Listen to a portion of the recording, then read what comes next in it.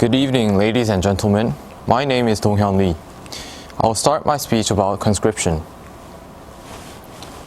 I live in South Korea, and the war between South Korea and North Korea has technically not ended.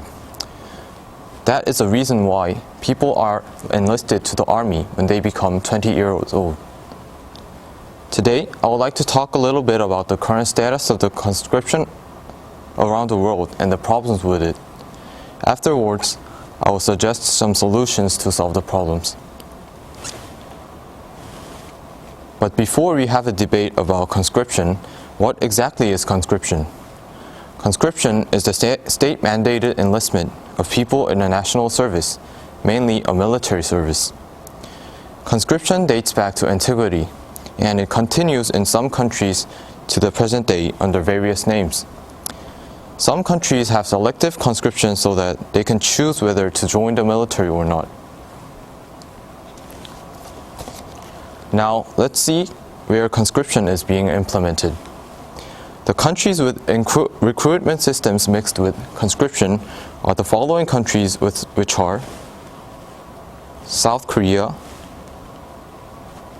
Brazil, Singapore, and etc.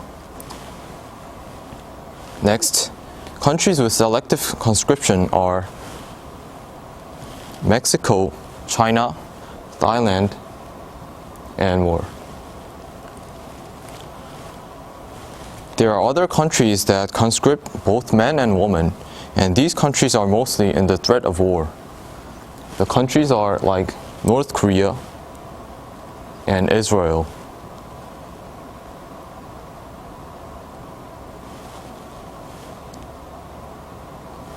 And there are still countries that alternative services are available in the countries.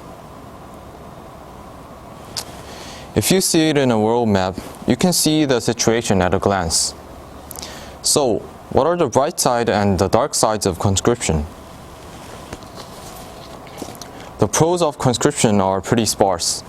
First, with conscription, a certain number of troops can always be maintained. This will be very important if the country is in a threat of war. Second, troop recruitment costs will be low. However, this is not just a positive side.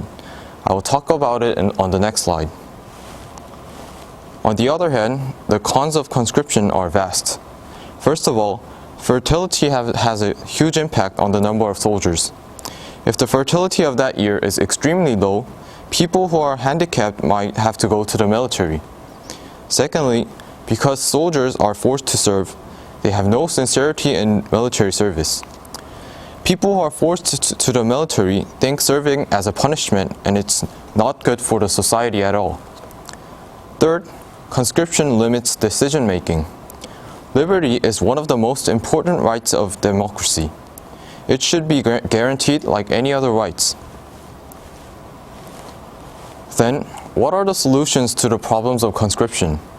The most important element is world peace. If the world is peaceful, no army should be needed for any country. It solves the most critical problems. However, this is not easy for us yet. Since the army is necessary, we have to enhance the treatment, such as paying higher wages or enabling old age welfare through pensions. It is our job to change the army. Thank you for listening to my speech.